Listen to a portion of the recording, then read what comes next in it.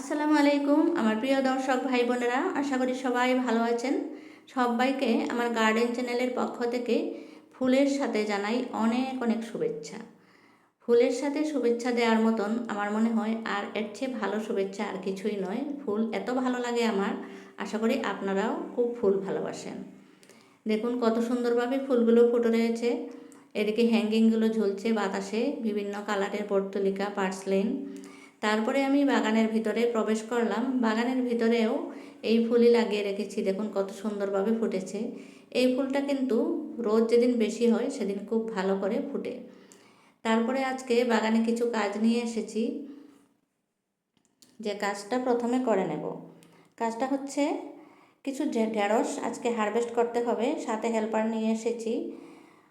ওই কেটে নিচ্ছে ঢেঁড়সগুলো। ঢেঁড়স গাছ তো আপনারা জানেন, ঢেঁড়স গাছ লাগালে প্রায় প্রত্যেক দিনেই কিছু না কিছু ঢেঁড়স পাওয়া যায়। তাই আপনারা আর কিছু করেন না করেন, গরমের দিনে সবজির বাগানে ঢেঁড়স গাছ অবশ্যই লাগাবেন। খুব সহজ পদ্ধতিতে ঢেঁড়স গাছ হয়ে যায়, আর খুব বেশি যে সারেরও প্রয়োজন নাই।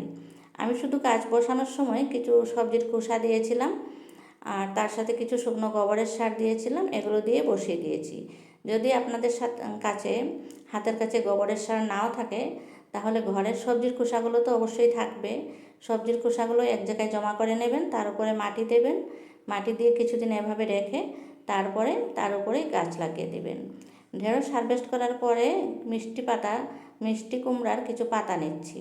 এই পাতার শাকটা খুব ভালো লাগে আমার কাছে, আর নিজের গাছের শাক একদম সতেজ, সকালবেলা এসে নিয়ে গেলে একদম সতেজ অবস্থায় খাওয়া যায়। দেখুন কত সুন্দর সুন্দর পাতাগুলো ওঠানো হচ্ছে। মিষ্টি কুমড়ার গাছগুলো ছোট ছোট আছে, বেশি বড় হয় নাই, কিন্তু তার সামনের দিক থেকে আগালগুলো কেটে নিলে এগুলো একটু পাতাগুলো কচি কচি থাকে, খেতে ভালোই লাগে। এভাবে করে আপনারাও করতে পারেন।